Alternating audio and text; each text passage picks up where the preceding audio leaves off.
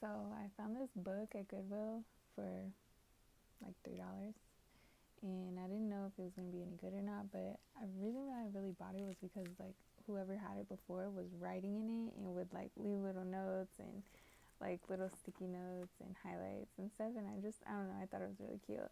But it's called Experiencing God, Knowing God by Experience. And so there's this one part that I really want to read to you. I don't know if you had this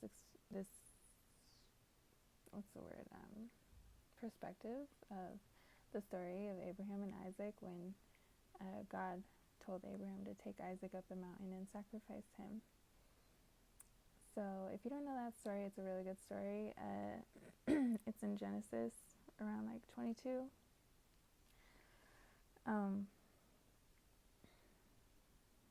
But yeah, there's this one part that I want to read you because it gives a different perspective of that story, and I don't know if a whole lot of people know of it. So, the command from God to kill Isaac seemingly contradicts everything we know about God. However, in Abram's day, people sometimes would sacrifice children on altars dedicated to their idols. They believed that demonstrating such devotion to their gods would earn them divine pleasure and in return bring bountiful crops. Nowhere else does the Bible record God ever asking someone to sacrifice a child to him. Clearly, God was testing Abraham to see if he was as devoted to the true God as his neighbors were committed to their false gods. Something I love whenever anybody does is teaches me about like the time of which stories were going on in the Bible.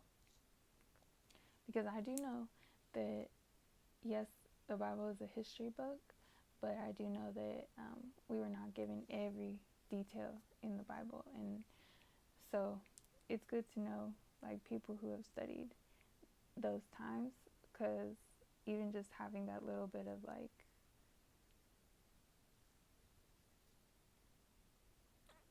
what's that word? Just a little bit of context, I guess, just around that period, gave it so much more meaning when they're explaining the story. So if you didn't know, he didn't ever have to sacrifice his only son. God provided them a ram at the top of the mountain. Praise the Lord. Yes, this book is called Knowing God by Experience. So he's explaining in this book, like, yes, how Abraham had experienced God firsthand. He trusted him again and experienced him again, right? And we can learn about it. We can educate ourselves on God and the stories of the Bible. We can absolutely educate ourselves, like education-wise. But as far as like experiencing God for ourselves, that's a completely different story. I like this book already, you guys. I really like this book already. I'm only in chapter 1. How cute is that? Alright, you guys. Love you. Bye.